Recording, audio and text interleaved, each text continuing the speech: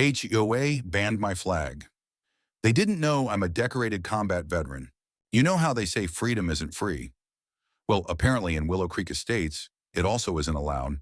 It started with a flag, my flag, and it ended with a courtroom, a community revolution, and the fall of the fakest HOA I've ever seen. Let me back up. My name's Marcus Reed, 30 years Army 20 in active duty, 10 in combat zones from Iraq to Afghanistan. Retired Master Sergeant. I spent my life defending this country, and when I came back home, I wanted peace. So I bought a place in Willow Creek, quiet corner lot, big oak out front, raised beds in the back for tomatoes, and, of course, my flagpole. Installed it myself, cemented deep into the soil. Every morning, I raised the flag. Every evening, I brought it down with care. It was never political. It was personal. But to Karen, it was a declaration of war. Karen Withers, pearl earrings, pastel cardigans, and the entitlement of a woman who thought every house on the street was her personal property. First time I met her, she walked into my garage uninvited and told me, "We like our yard's uniform here." No surprises. I laughed. "Ma'am, I've seen bombs fall on uniform yards. I think I'll take character." She didn't laugh. 2 weeks later, a note appeared in my mailbox. Violation notice, unauthorized flagpole installation. Must be removed in 10 days. Signed Willow Creek HOA President, Karen Withers. Funny thing, there's no Willow Creek HOA. Not officially. I checked before buying. No fees, no rules. Just folks living how they wanted. So I walked across the street, knocked on her door. "Karen, there's no HOA here." She smirked. "That's where you're mistaken. We've reinstated a provisional charter. We're maintaining aesthetic standards." I raised an eyebrow. "You trying to ban the American flag?" "It's not the flag, Mr. Reed. It's the pole. It's aggressive. Aggressive." She said that to a man who'd watched friends die for that flag. I didn't respond. Not with words. I raised my flag even higher the next morning, and that's when the harassment began. First, it was anonymous notes taped to my door. "This isn't Fort Bragg. Retire the pole. Soldier, you're not impressing anyone." Then came the calls to the city. Karen claimed my flagpole violated building codes. An inspector came by, took one look, approved it, but Karen wasn't done. She created a website, willowcreekhoa.org, with fake board members, fake regulations, and a hotline that rang to her personal cell.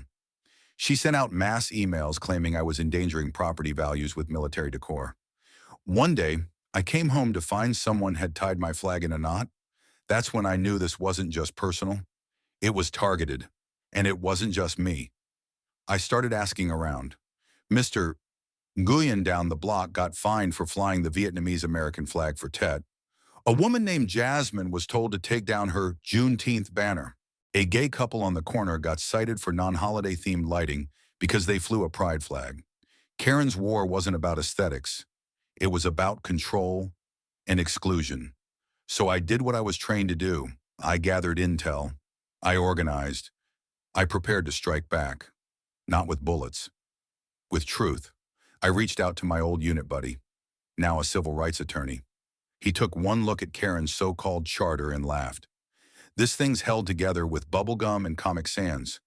We filed a cease and desist for impersonating a legal authority, but I knew paperwork alone wouldn't be enough.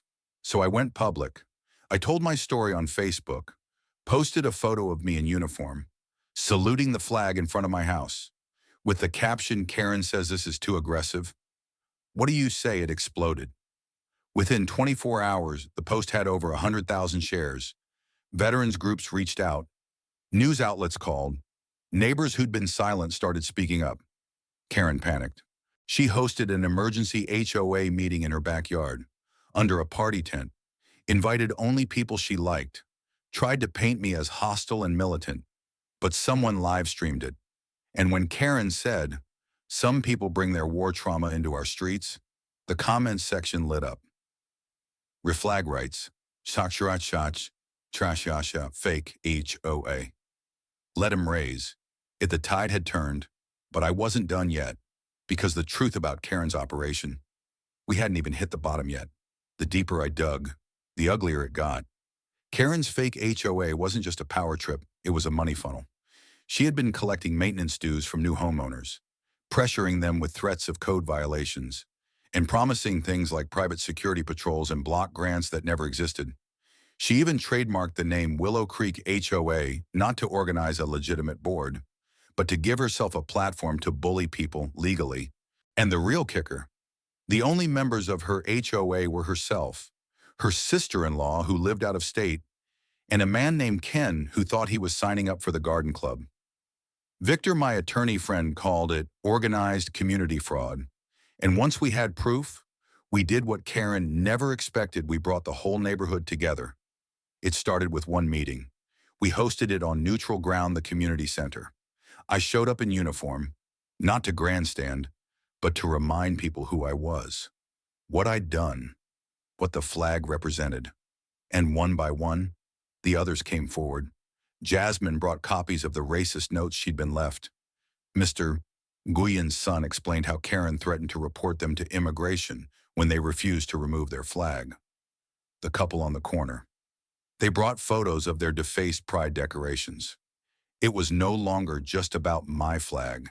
Karen wasn't just faking authority. She was weaponizing it to erase anyone who didn't fit her vision of acceptable.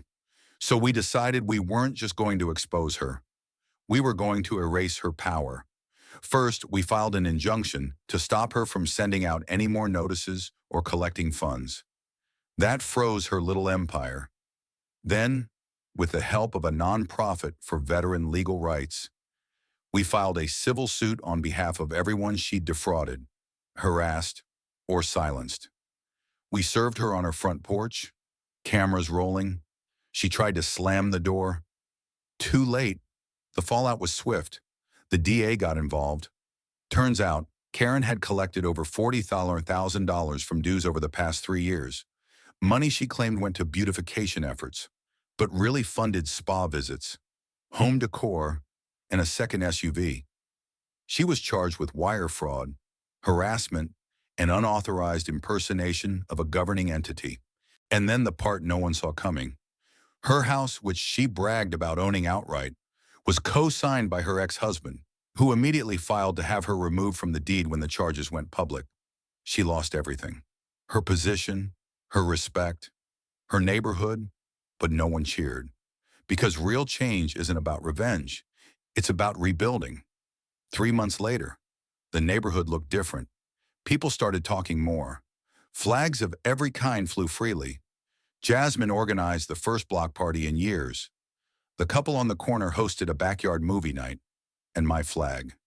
It stayed right where it was raised every morning, lowered every evening, just like I was taught. Only now, it wasn't just my flag. It belonged to all of us. The proud, the quiet, the loud, the strange, the strong, the ones Karen tried to erase. Because the thing about people like her, they only win when we stay silent. But we didn't. So here's what I've learned. Patriotism isn't about lawn signs or power trips. It's about standing up for each other, for truth, for justice. And yeah, sometimes that means saluting a flag in your front yard, even when someone tells you it makes them uncomfortable. Because discomfort is the first step toward change. And freedom. Real freedom. It's the right to raise your flag, your voice, and your community together. Call to action. What does the flag mean to you? Have you ever had to stand up for your rights against someone pretending to have power? Let your story be heard. Drop a comment. Let's talk about patriotism, justice, and what real community leadership looks like.